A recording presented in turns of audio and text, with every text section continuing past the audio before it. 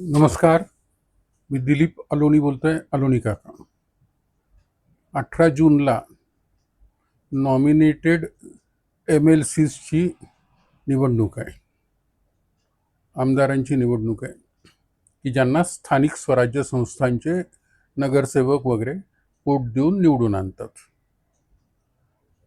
Already 17 जागांपैकी 5 जागांवर महायुतीचे उमेदवार बिनविरोध निवडून आलेले आहेत.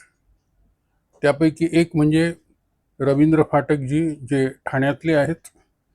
मागच्या वेळी ते निवडणुकीच्या थ्रू निवडून आले होते. यावेळी मात्र ते बिनविरोध आलेले आहेत.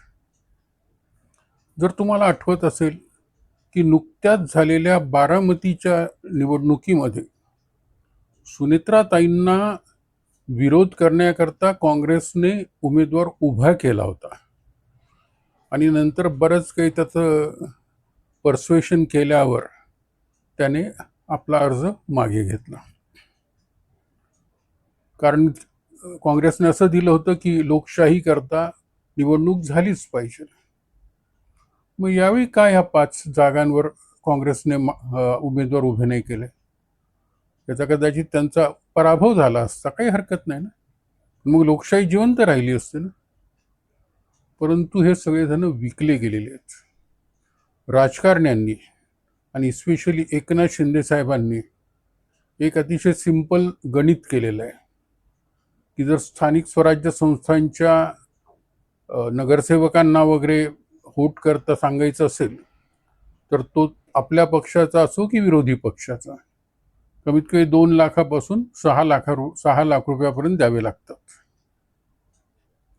त्यापेक्षा जो माणूस आपल्या विरुद्ध उभा राहणार आहे त्याला आणि त्याच्या पक्षालाच 5-10 कोटी रुपये देऊन सेटलमेंट करणं सगळ्यात चांगलं. याचा अर्थ इथे पूर्णपणे भ्रष्टाचार घुसलेला आहे आणि आज तथाकथित लोकशाही उरलेली नाही. डॉक्टर बाबासाहेब आंबेडकरांचं नाव प्रत्येक जण घेतो, पण त्यांचे आदर्श कोणी वापरत नाहीये. त्या कॉन्स्टिट्यूशनल असेंब्लीमधले जे लोक होते, जे देशभक्त होते, जे त्यागी होते, त्यांच्या त्यागाला काही किंमत उरलेली नाही. आपल्याला खरं म्हणजे एक नवीन अल्टरनेटिव्ह आता शोधावं लागेल. धन्यवाद.